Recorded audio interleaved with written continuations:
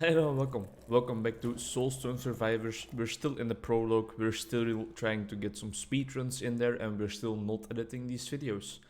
I believe this will be part 21, if I'm not mistaken, which is quite impressive for a series on my channel. And I also believe it will be going up next week on Tuesday. Actually missed an upload today, yesterday I mean. Yesterday it was Friday, which is a weekday, so it's a day I normally do upload a 9 a.m. edited video on, but I just completely forgot. I had a video planned, but for some reason it was still in private mode instead of being planned for the correct moment. I guess it's just something that's bound to happen when you are creating so many videos as me. Creating quite a lot of videos, yeah, I can say that. And also in the week where you kind of start working, because there were a whole lot of other things I also had to pay attention to, of course, so it was quite normal that I messed up for once, but I will try to not have it happen again, or not too many times at least, because I want to be consistent.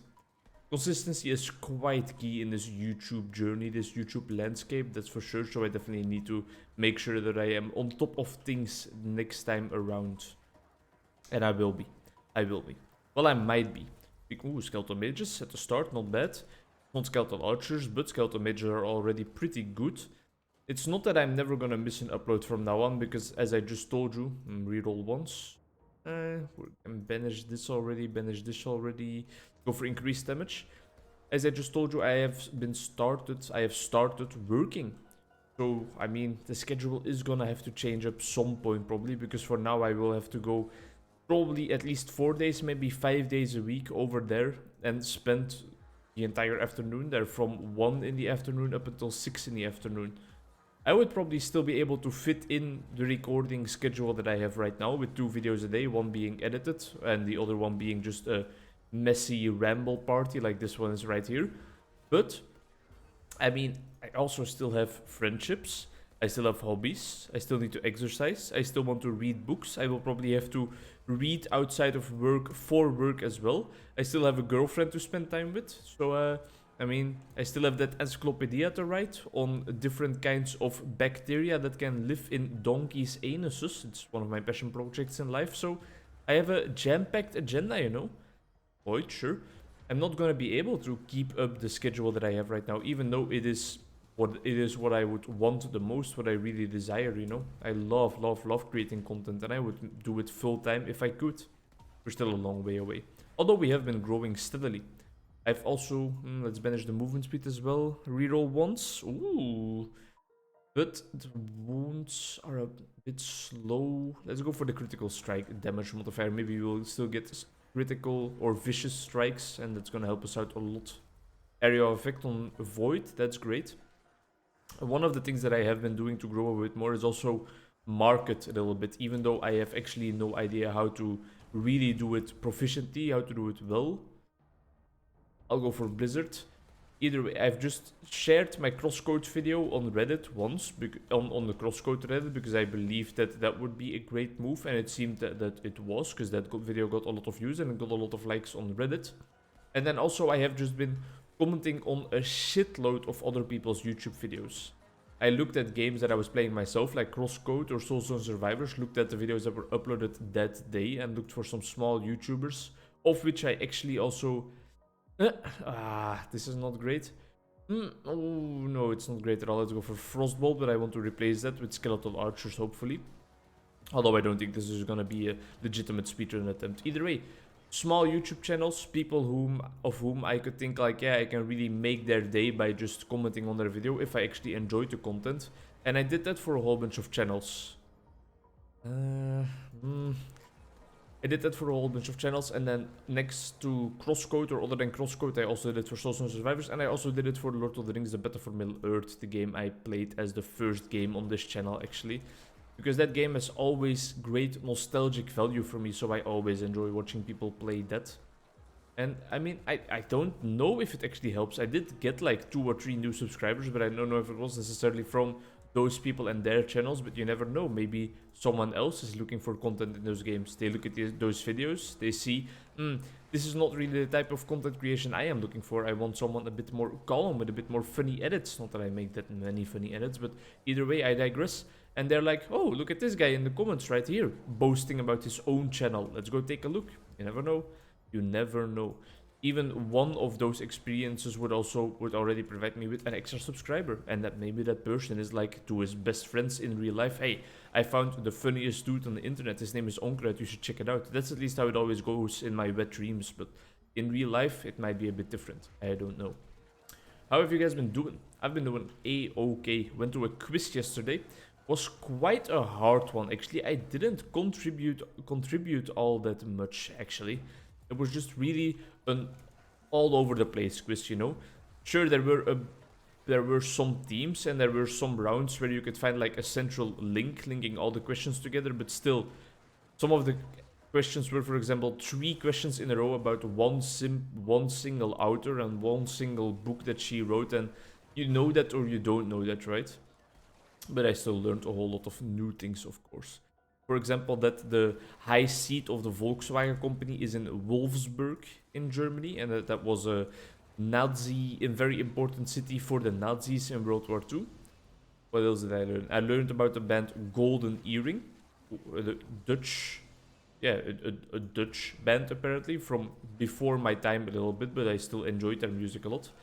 I also learned about 9 Inch Nails. It's a band I have heard the name of multiple times in the past already, but I never could attribute any songs to them. But now yesterday I heard one song of them in one of the questions. I did, however, not get the answer right because, as I just said, I was not that familiar with the band's work. I also learned, and this is something I will definitely not forget, that the Queen of England, God rest her soul or whatever people say, God bless her, rest her soul. I think I combined 2 of those statements. She was together with her husband Philip, in Kenya when she heard the news of her father dying. Not in Zambia. For some reason, I thought she was in Zambia, and I was quite convinced. Me and my girlfriend watched the Netflix series The Crown for the first 3 episodes of that a while ago, and I thought that it was really in my memory somewhere like, yeah, Zambia, sure, I remember that, but it was Kenya. And someone else at our table even said Kenya, but we went with Zambia in the end because I seemed so confident, and it was all for nothing. Very sad indeed. I also thought I knew what NFT stood for. I thought it was non-fundable token. So I was like, oh yeah, I just earned those 3 points because that was in a special round where you could earn 3 points with some questions. And it was not. It was non-fungible token. Luckily enough, my buddy Berglucht, who was with me at the quiz, knew the answer actually. And to his credit, my nephew Simon also knew it. One of the few things he actually got correct.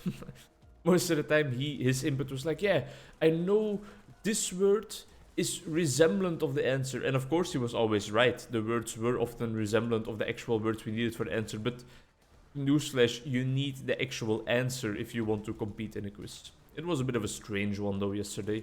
In one round, they also asked the first names of a whole bunch of people, the surnames, right? I think that's the correct term in English.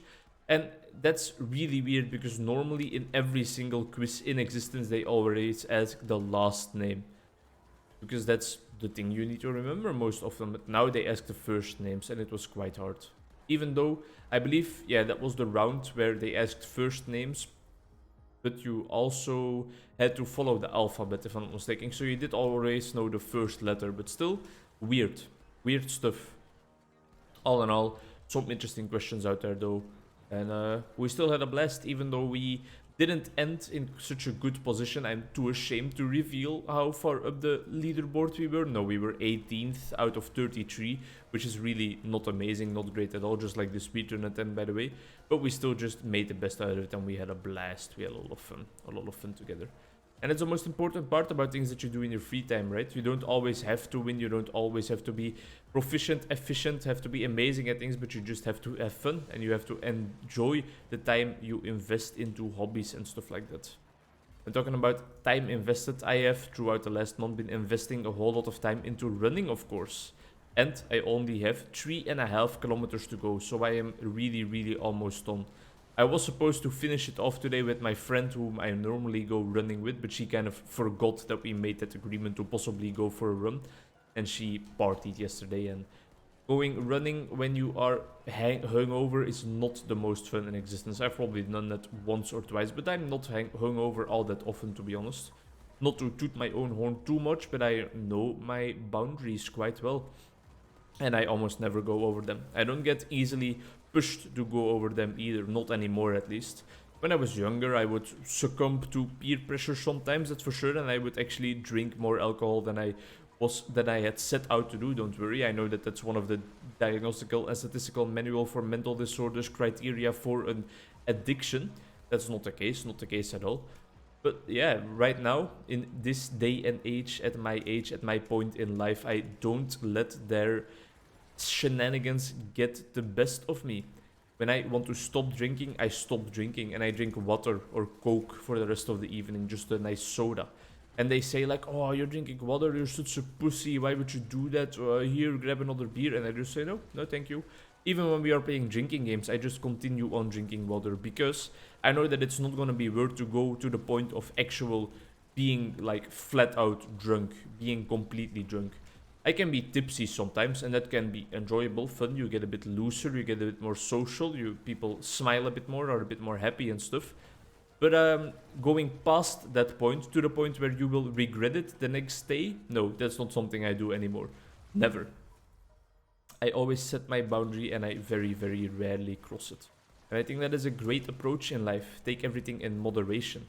I know that drinking is bad for you at every single stage, at every single quantity, at every single point of your life. So the best advice that I could give you would be never do it. But of course, if you do it in moderation, and then it's also gonna be completely fine. If you're over the age of the age that it is allowed in your country, that's the most important part. Don't do illegal stuff, kids. Thanks a lot for watching. Hope to see you in the next one where I give you more life advice. Bye bye.